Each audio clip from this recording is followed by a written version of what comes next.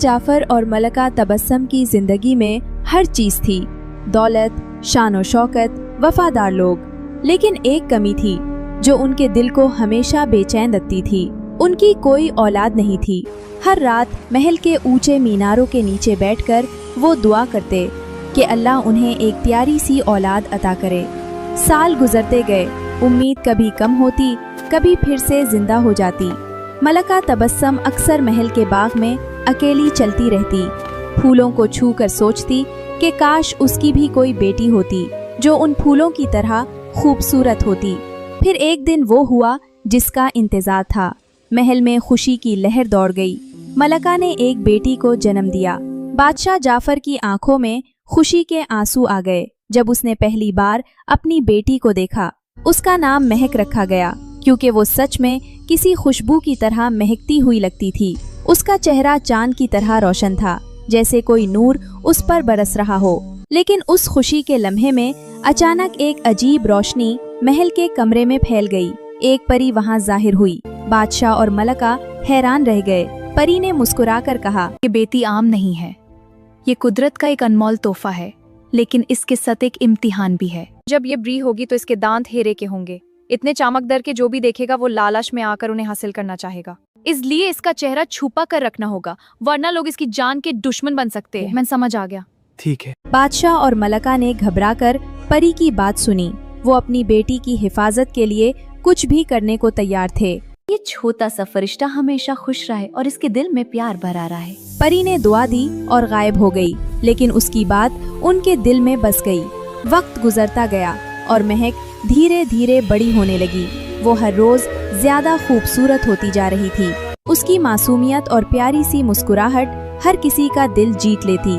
लेकिन जैसे जैसे वो जवानी की तरफ बढ़ी, बादशाह और मलका के दिल में एक खौफ भी बढ़ता गया। फिर वो दिन भी आ गया जब महक के दांत निकले और जैसे परी ने कहा था, वाकई वो हीरे के थे। उनकी चमक देखकर बादशाह और मलका का दिल एक पल के लिए रुक गया। वो समझ गए कि अब वक्त आ गया है सच बताने का। उन्होंने महक को बिठाकर सब कुछ बता दिया। महक पहले तो हैरान हुई, फिर थोड़ी उदास भी हुई। उसने पूछा, माँ बाबा, क्या मैं कभी आजादी से मुस्कुराकर जी नहीं सकती? मलका ने उसे गले लगाकर कहा, महक मेरी जान, तेरी हिफाजत सबसे जरूरी है, इसलिए अपना चेहरा निकाब से छुपा कर रखना होगा। जी मालका। महक ने अपने माँ बाप की बात मान ली। उसने कभी शिकायत नहीं की। वो हमेशा नकाब पहनती और चुपचाप अपनी जिंदगी गुजारती। लोग उसे देखकर हैरान होते कि इतनी खूबसूरत शहजादी हमेशा अपना चेहरा क्यों छुपा कर रखती है, लेकिन कोई उसका राज नहीं जानता था। एक दिन महल में पड़ोसी रियासत का शहजादा आर्यन आया। वो बहादुर, शरीफ और दिल का अच्छा था। बादशाह ने उसका बड़ी इज्जत से इस्तकबाल किया। आर्यन कुछ दिन महल में ठहरा। उस दौरान बादशाह ने महक से कहा, महक, आर्यन को पूरे महल की सैर कराओ। जी अब्बाजान। हाँ, उसे सब कुछ दिखाना। जी अब्बाजान। महक ने नकाब पहना और आर्यन के साथ महल की सैर करने लगी। दोनों ने बातें की, हंसे और धीरे धीरे एक दूसरे के करीब आने लगे। आर्यन को महक की आवाज, उसकी सोच और उसका नर्म दिल बहुत पसंद आया। वो अक्सर सोचता कि काश वो उसका चेहरा देख सकता। एक दिन आर्यन ने हिम्मत करके पूछ लिया, तुम हमेशा नकाब क्यों पहनती हो? महक कुछ देर के लिए खामोश हो गई, फिर उसने बात बदल दी। आर्यन ने उसकी इज्जत करते हुए दोबारा कभी नहीं पूछा। दोनों की दोस्ती मोहब्बत में बदल गई। आर्यन को महक से इतनी मोहब्बत हो गई कि उसने फैसला कर लिया कि वो उससे शादी करेगा, चाहे वो उसका चेहरा देखे या नहीं। उसने बादशाह और मलका से महक का हाथ मांग लिया। बादशाह और मलका, मैं महक का हाथ मांगता हूँ। मैं महक से शादी करना चाहता हूँ। तुम्हारी ये हिम्मत देखकर खुशी हुई। उन्होंने खुशी से हाँ कर दी क्योंकि उन्हें आर्यन का किरदार पसंद था। महक भी राजी हो गई। शादी हुई, लेकिन महक ने उस दिन भी नकाब नहीं उतारा।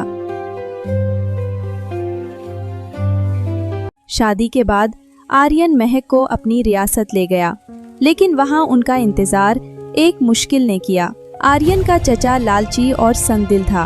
उसने आर्यन को देखते ही गुस्से में कहा, आर्यन, अब मैं इस महल का मलिक हूँ और तुम्हारा यहाँ कोई हक नहीं है।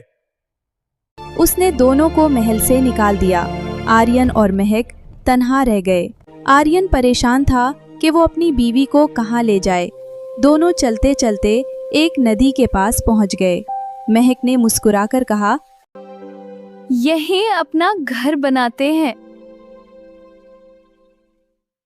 दोनों ने मिलकर एक छोटा सा घर बनाया। कुछ दिन तक आर्यन के पास जो पैसे थे उनसे गुजारा होता रहा, लेकिन फिर वो भी खत्म हो गए। एक दिन आर्यन नदी के किनारे बैठा रो रहा था।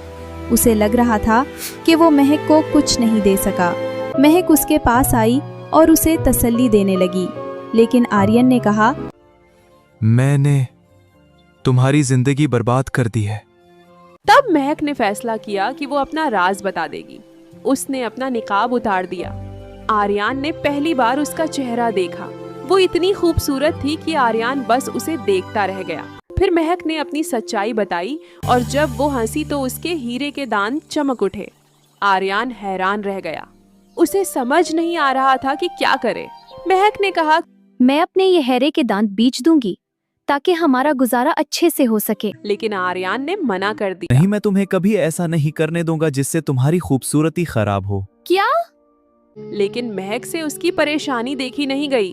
वो चुपके से अपना एक दाना तोड़कर शहर गई और उसे बेच दिया। वो खाना लेकर वापस आई। जब आर्यन को पता चला तो वो रो पड़ा। इसने कहा, तुमने मेरे लिए इतनी बड़ी कुर्बानी दी। आर्यन मत रो। मैं कभी नहीं भूलूंगा। महक ने मुस्कुरा कर कहा, मैं पहले भी निकाब में जिंदगी गुजारती थी और अब भी गुजार लूंगी। इस रात आर्यन सो नहीं सका। वो सारी रात महक को देखता रहा और रोता रहा। उसकी मोहब्बत और कुर्बानी ने उसका दिल हिला दिया था। रात के अंधेरे में वो परी दोबारा आई। उसने महक के सारे हीरे के दांत निकाल कर एक पोटली में रख दिए और उसकी जगह आम दानत लगा दिए। सुबह जब महक उठी तो वो हैरान रह गई। अब उसके दानत बिल्कुल आम थे। आर्यन और महक दोनों बहुत खुश हुए। अब महक को नकाब की जरूरत नहीं थी। दोनों की जिंदगी धीरे धीरे बेहतर होने लगी। फिर महक आर्यन को अपने महल ले गई और अपने माँ बाप को सब कुछ बताया। बादशाह जाफर ने आर्यन के साथ मिलकर उसके चचा से जंग की और उसे हरा दिया। आर्यन को उसका महल वापस मिल गया और फिर दोनों हंसी खुशी अपनी जिंदगी गुजारने लगे। अब महक आजादी से मुस्कुराती थी, बगैर किसी डर के।